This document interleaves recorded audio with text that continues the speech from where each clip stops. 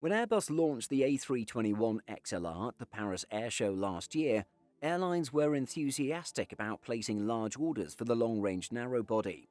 In fact, upgrading and pushing the limits of its A320 family of aircraft, particularly the A321, has been one of Airbus's most successful decisions in recent memory. Could it do the same with its newer A220? The transition from the A320 current engine option, CEO, to NEO was, as the name suggests, done through the upgrading of the aircraft's engines. Larger power plants with a higher bypass ratio have made the A320neo family of jets much more efficient than its predecessors. However, beyond this, Airbus achieved more range with its A321 through some clever engineering. For the LR and XLR, this was achieved by equipping the A321 with additional fuel tanks, as explained by Airbus. The rear center tank, or RCT, which is unique to the new long-range A321XLR, is a permanently installed high-capacity fuel tank that makes maximum volumetric use of the aircraft's lower fuselage. The RCT structure is located behind the main landing gear bay and holds up to 12,900 litres, which is more fuel than several optional additional center tanks, or ACTs, combined could hold previously in the A321 family. So then, the big question of the day is, could Airbus do the same thing with the A220 family?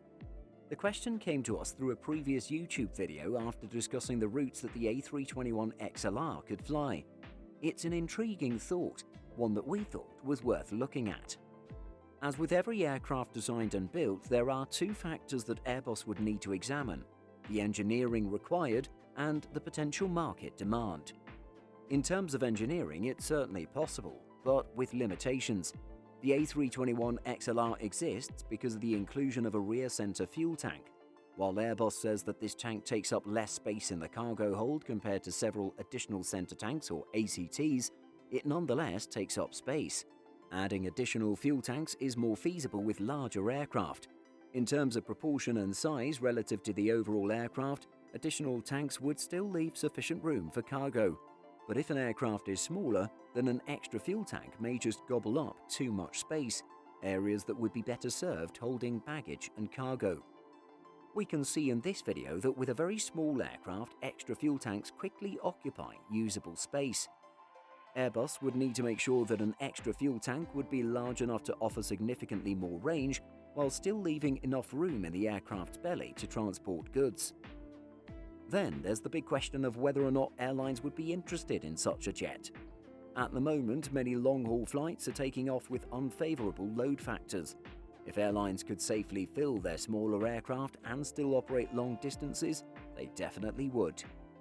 On the other hand, when it comes to a smaller aircraft and fewer passengers, efficiency in terms of slot utilization, staffing, maintenance, and other overhead costs does become a bigger factor.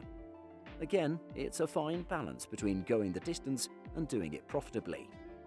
Perhaps then it's more likely that we would see an A220XLR, but only after the A220-500 is launched, although it could take a while.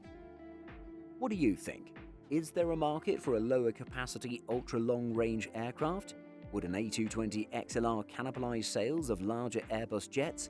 Let us know your thoughts in the comments.